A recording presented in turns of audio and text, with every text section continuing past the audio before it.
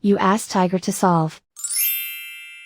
This deals with linear equations with one unknown. The final result is s equals 2. Let's solve it step by step. Group all constants on the right side of the equation. Subtract 9 from both sides. Simplify the arithmetic.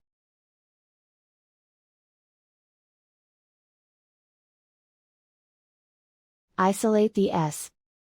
Divide both sides by 24. Simplify the fraction. Find the greatest common factor of the numerator and denominator.